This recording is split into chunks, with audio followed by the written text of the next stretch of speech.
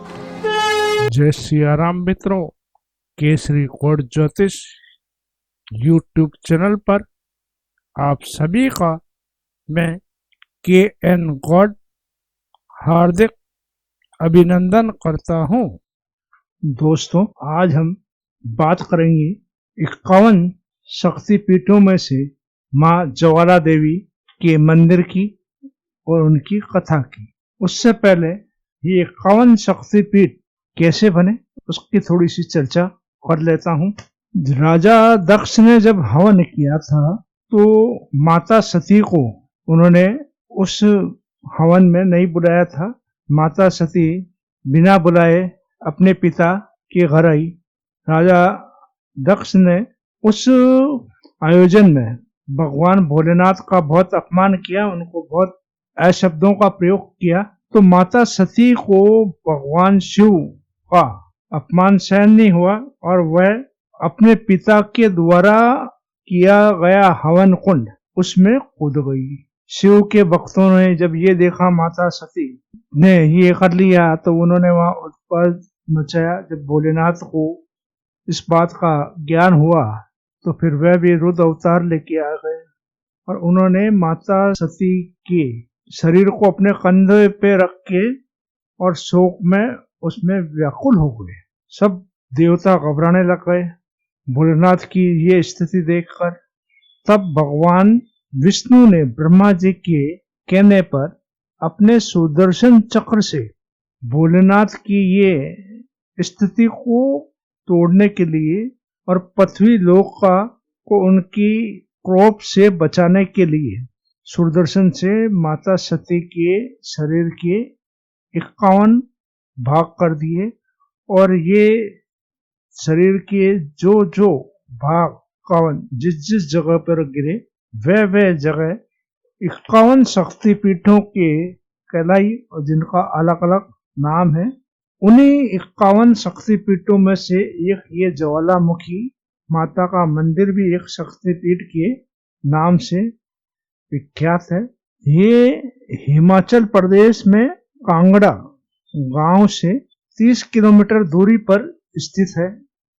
ज्वालामुखी देवी ज्वालामुखी मंदिर को जोत वाली माता का मंदिर भी कहते हैं, नगरकोट की माता भी इसे कहते हैं। और इस मंदिर की खोज बताया जाता है कि पांडवों द्वारा की गई और इस मंदिर की प्रमुख शक्तिपीठों में से इसे एक माना जाता है। मान्यता यह भी है कि देवी सती की यहाँ पर जीभ गिरी थी।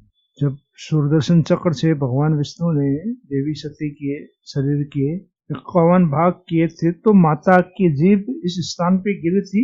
ये मंदिर माता के अन्य मंदिरों की तुलना में थोड़ा अनोखा है, विचित्र है, क्योंकि यहाँ पर किसी मूर्ति की पूजा नहीं होती है दोस्तों, बल्कि पृथ्वी के गर्भ से पृथ्वी के अंदर से निकल रही 9 ज्वाला की यहाँ पूजा होती है।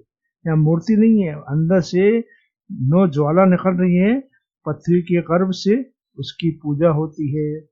यहाँ पर पृथ्वी के गर्भ से 9 अलग अलग ज्वाला निकल रही है जिसके ऊपर ही मंदिर बना दिया गया है। इन 9 ज्वालाओं को 9 नाम दिया। माँ काली का पहली ज्वाला, दूसरी अन्नपूर्णा, तीसरी चंडी, चौथी हिंगलाज माता, पांचवी विंध्यवासिनी, छठी माँ लक्ष्मी, सातवीं सरस्वती, आठवीं अंबिका और नववीं अंजनी देवी के नाम से इन 9 ज्वालाओं को जाना जाता है। इस मंदिर का निर्माण प्रारंभ में तो राजा भूमिचंद ने करवाया था। बाद में महाराजा रणजीत सिंह और राजा संसार चंद ने 1835 में इस मंदिर का पूर्ण निर्माण करवा दिया था। इस मंदिर के पीछे एक बहुत ही रोचक कथा भी है, अकबर और माता के भगत ध्यानु की कथा।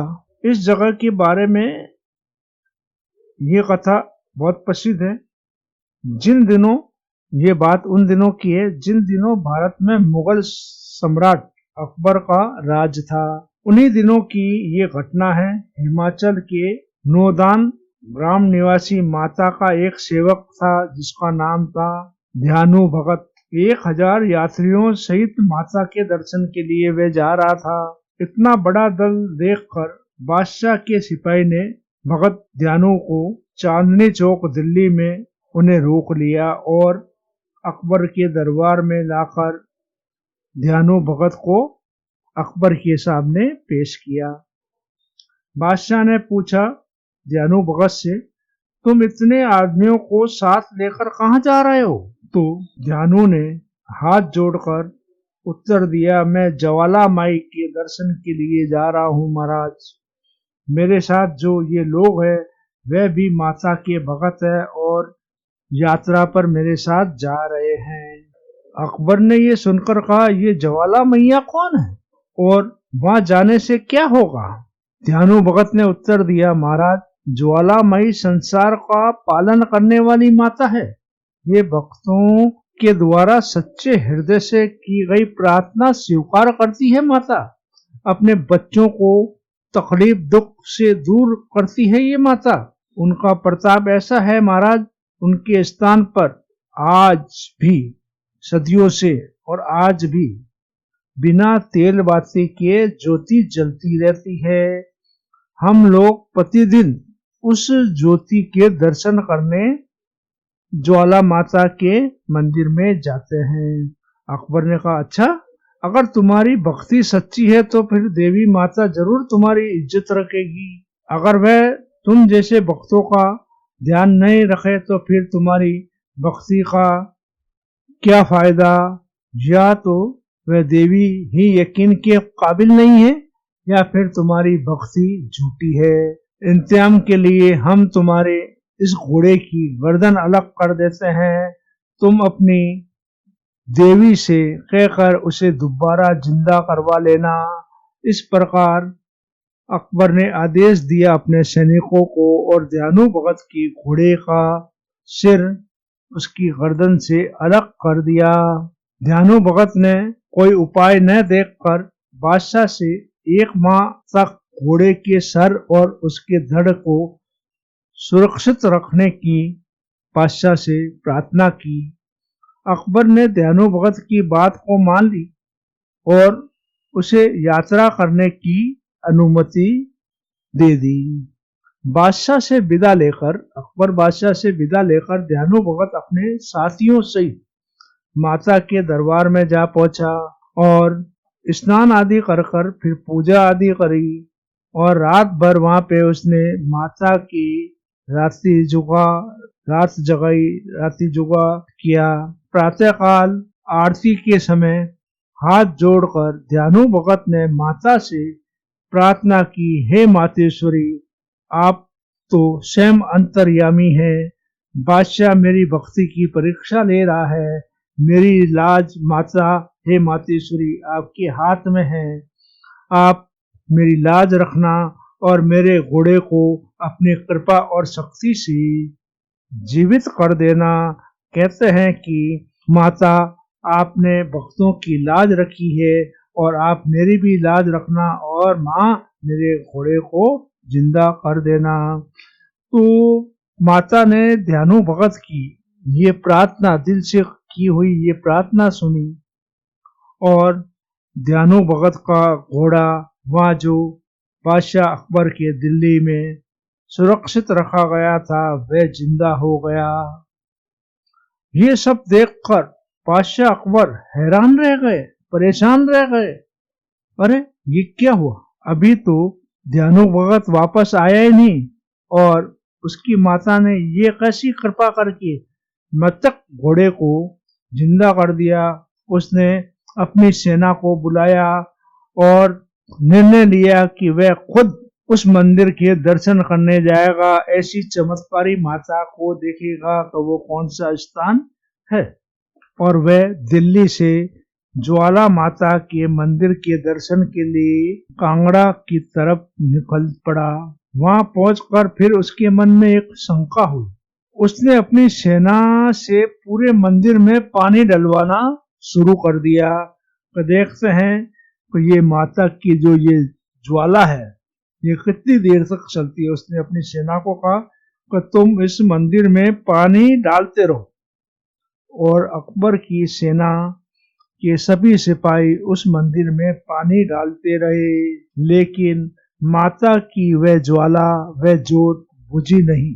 तब जाकर उसे माँ की महिमा का यकीन हुआ बादशाह को, और उसने 1.25 मन यानी कि 50 किलो सोने का छत्र माता के दरबार में माता को भेंट किया चढ़ाया। परंतु उसने माता के भगत ध्यानु भगत को तकलीफ दी थी और माता की परीक्षा लेने की उसने अपने मन में सोची थी, और उसके मन में माता के प्रति श्रद्धा भक्ति नहीं थी, तो माता ने उसका वह छत्र कबूल नहीं किया, मतलब स्वीकार नहीं किया, और वह छत्र गिर गया। वह छत्र गिरकर अन्य पदार्थ में बदल गया। आप आज भी वहाँ बादशाह अकबर की का वह छत्र ज्वाला देवी के मंदिर में देख सकते हैं। पास ही गोरख डिब्बी का चमत्कारिक स्थान भी है। मंदिर का मुख्य द्वार काफी सुंदर एवं भव्य है। मंदिर में प्रवेश के समय ही बाएं हाथ की तरफ अकबर नहर है। इस नहर को अकबर ने बनवाया था। उसने मंदिर पर जो ज्वाला जल रही थी उसको बुझाने के लिए इस नहर को बनवाया था। उसके आगे मंदिर के गर्भ का द्वार है, गर्भ द्वार जिसे कहते हैं। उसके अंदर माता ज्योति के रूप में, 9 ज्योतियों के रूप में विराजमान है। थोड़ा ऊपर की ओर जाने पर गोरख संप्रदाय के महागुरु गुरु गोरखनाथ जी का मंदिर है। इसे गोरख डिब्बी के नाम से भी जाना जाता है। कहते हैं कि यहाँ गुरु गोरखनाथ जी आए थे और उन्होंने यहाँ पर कई प्रकार के चमत्कार दिखाए थे। यहाँ पर आज भी एक पानी का ऐसा कुंड है जो देखने में तो ऐसा लगता है जैसे पानी खूब उबल रहा है और बहुत गर्म है, परंतु वास्तव में जब उस पानी में अपन हाथ लगाते हैं या उसको छूते हैं तो वो पानी बिल्कुल सामान्य पानी की जैसे ठंडा होता है। ज्वाला जी के पास ही 4.5 किलोमीटर की दूरी पर एक नगिनी माता का मंदिर भी है।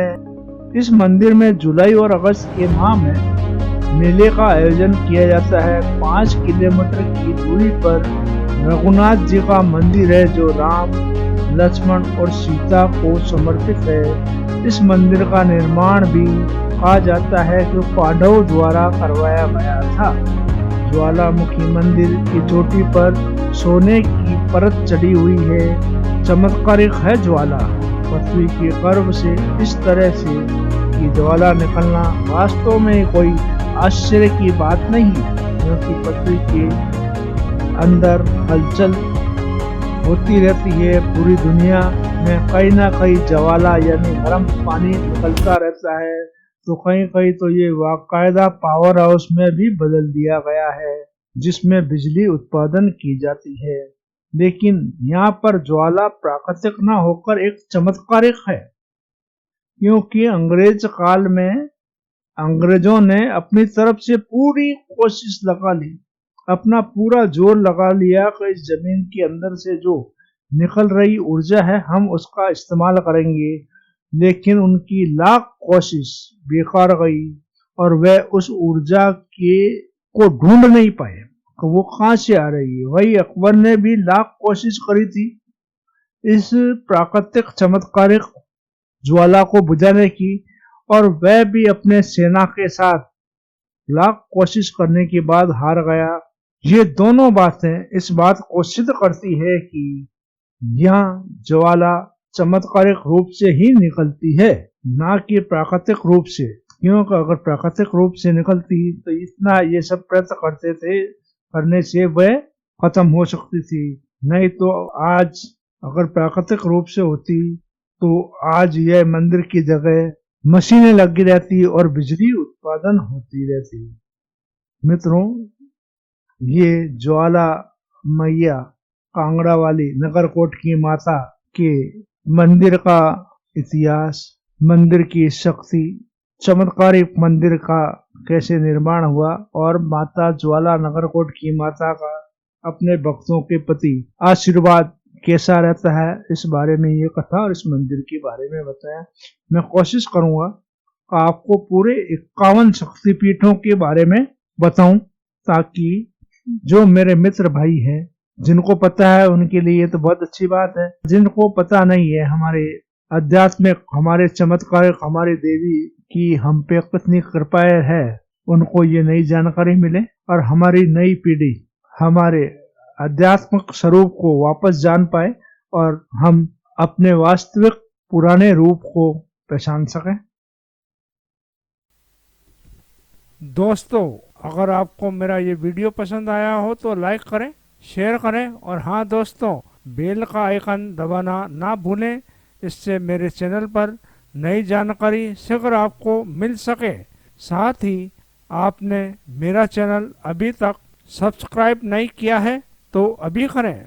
दोस्तों, आपको मेरे इस चैनल पर ज्योतिष के संबंध में, वास्तु के संबंध में एवं नंबरलॉजी के बारे में जानकारी मिलती रहेगी। यदि आपकी कोई समस्या है और आप समाधान जानना चाहते हैं तो आप मुझसे संपर्क कर सकते हैं। एवं दोस्तों, आप मेरे चैनल के बारे में अपने मित्र एवं परिवारजनों को भी जानकारी दें, ताकि वे भी मेरे चैनल के माध्यम से रोचक जानकारी प्राप्त कर सकें। एक नई जानकारी का वीडियो लेकर मैं आपका मित्र फिर आपसे रूबरू होऊंगा।